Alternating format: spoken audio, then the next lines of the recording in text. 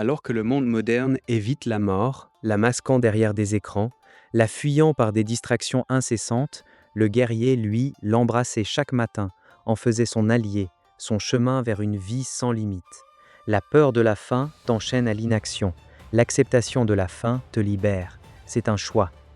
Tu es sur le point de découvrir un principe fondamental des anciens maîtres, une sagesse si puissante qu'elle peut démanteler la peur la plus primitive de l'homme, celle de la mort. Dans les minutes qui suivent, tu vas percer le secret des stoïciens, des samouraïs et des sages du zen qui ne voyaient pas la mortalité comme une fin, mais comme le catalyseur ultime d'une existence vécue pleinement, sans un seul regret. Ce que tu vas maîtriser ici, c'est l'art de transformer cette angoisse sourde en une force motrice incomparable, une clarté radicale pour sculpter la vie que tu désires vraiment, dès maintenant. Imagine le quotidien d'un samouraï, à l'époque féodale du Japon. Chaque lever de soleil pouvait marquer l'aube de son dernier jour. Non pas qu'il y ait eu un champ de bataille à chaque coin de rue, mais la vie elle-même était une arène constante. Dans son chemin, le Hagakure, l'horreur pitch, ce recueil de pensées du samouraï Yamamoto Tsunetomo, n'offre aucune échappatoire, aucune illusion. Il y est écrit, sans détour, avec une honnêteté brutale, « La voie du samouraï se trouve dans la mort ». Ce n'était pas une incitation au suicide, bien au contraire, c'était une philosophie de vie. Tsunetomo expliquait que si un guerrier se préparait mentalement à mourir à tout instant, s'il avait déjà accepté sa mort, alors il n'avait plus rien à craindre, ni sur le champ de bataille, ni dans les défis de la vie quotidienne.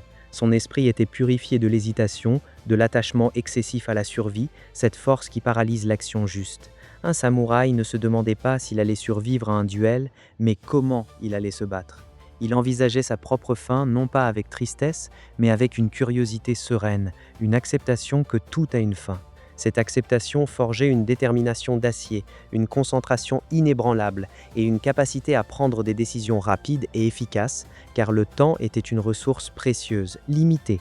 Il vivait chaque repas, chaque entraînement, chaque conversation comme si c'était le dernier, y mettant une intention et une présence que la plupart d'entre nous n'atteignent jamais. Pour eux, la mort n'était pas un ennemi à vaincre, mais un miroir qui reflétait l'urgence de vivre, de s'améliorer, d'honorer chaque instant. Qu'attends-tu, toi, pour intégrer cette vérité? Cette urgence, c'est le signal que ta vie moderne t'envoie, sans que tu ne l'écoutes vraiment. Pense à ta vie aujourd'hui, à cette existence où chaque jour est une course effrénée vers un horizon que l'on imagine lointain. Combien de fois as-tu remis à demain ce qui était essentiel? Combien de passions sont restées en jachère? Combien de mots importants sont restés non dits? Combien de rêves ont été enterrés sous le poids d'un futur incertain? C'est ça, la vie, avant ce savoir. Une vie où la peur latente de la fin, cette angoisse sourde, te paralyse. Elle te fait croire que tu auras toujours le temps. Tu te dis « je commencerai ce projet quand j'aurai plus d'argent. Je parlerai à cette personne quand je me sentirai plus confiant. Je voyagerai quand j'aurai pris ma retraite. » Et la vie passe, les opportunités s'évanouissent, les regrets s'accumulent. Mais imagine le déclic. Imagine le moment où tu réalises que le temps n'est pas une rivière infinie, mais une succession de gouttes précieuses qui s'épuisent inévitablement. La mort n'est pas la fin, c'est le réveil. Ce n'est pas une pensée morbide, mais la plus grande révélation que tu puisses avoir. C'est la différence entre le cadre qui vit pour sa retraite, rêvant de voyages qu'il ne fera peut-être jamais, et l'entrepreneur qui lance son projet fou, qui ose l'échec, parce qu'il comprend que le seul regret sera l'inaction. C'est la femme qui, au lieu de se taire face à l'injustice, élève sa voix parce qu'elle sait que son moment pour agir est maintenant. C'est l'homme qui quitte un emploi sans âme pour poursuivre sa véritable vocation, même si le chemin est incertain. Pourquoi? Parce qu'ils ont intégré que leur vie a une date de péremption et qu'il n'y a plus de temps à perdre à être quelqu'un d'autre que soi-même. Cette sagesse ancienne dissout la procrastination, elle atomise la faiblesse, elle forge une discipline de fer parce que chaque action prend une signification monumentale quand tu sais qu'elle est irremplaçable. Elle transforme l'anxiété du futur en une urgence vivifiante pour le présent. Pour t'approprier cette sagesse, je te propose 3 pratiques de guerrier, adaptées des traditions ancestrales pour les ancrer dans ton quotidien. La première pratique est le memento mori stoïcien. Chaque matin, au réveil, avant même que ton téléphone ne capture ton attention, prends 1 minute. Assieds-toi dans le calme et pose-toi cette question simple mais dévastatrice. Et si c'était aujourd'hui le dernier jour de ma vie? Visualise-le. Sens le poids de cette réalité. Quelles seraient tes priorités absolues? Qui appellerais-tu? Quelle action inachevée te hanterait le plus? Ne reste pas dans la mélancolie, mais utilise cette vision pour orienter ton intention de la journée.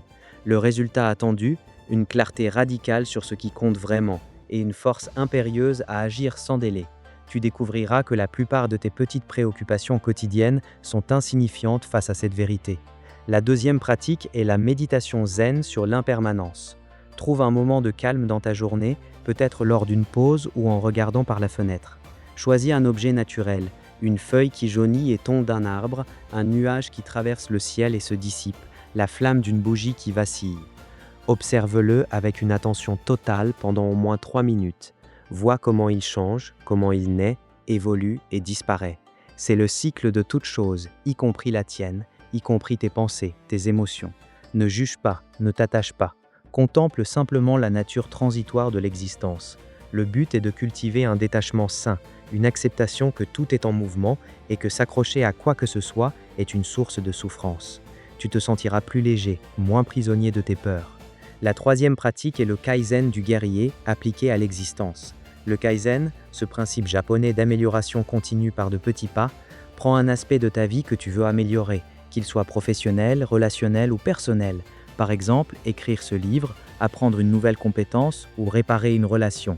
Et chaque jour, fais un tout petit pas pour l'améliorer. Un seul.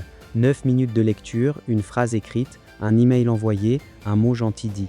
La condition est de le faire chaque jour, sans exception, avec la conscience que chaque jour est un don et potentiellement le dernier. Le résultat, une progression constante, une élimination de la procrastination et la satisfaction profonde de construire une vie sans regret, brique par brique. Tu verras que les petits pas, sous la pression bienveillante de la mortalité, accumulent une puissance extraordinaire. En appliquant ces principes, tu n'es plus cet homme ou cette femme qui fuyait l'ombre, qui se cachait derrière des excuses illusoires. Non, tu deviens le guerrier qui, ayant regardé l'abîme en face, en a extrait la lumière la plus pure. Tu deviens le gardien de ton temps, le forgeron de ton destin, parce que tu sais, au plus profond de ton être, que chaque souffle est précieux et que chaque seconde est une opportunité unique de vivre avec une intention sacrée. Tu es l'architecte de ta vie, le maître de tes peurs, et le chemin est clair. Ce savoir, cette épée double tranchant de la mortalité, est désormais entre tes mains. Utilise-la pour trancher les chaînes de l'indécision, pour sculpter une vie qui résonne avec ta vérité la plus profonde. C'est ton chemin, c'est ta bataille, et tu es prêt, mais le voyage ne fait que commencer. La prochaine étape te révélera une vérité encore plus brutale, un secret oublié qui transformera ta perception de la force intérieure elle-même.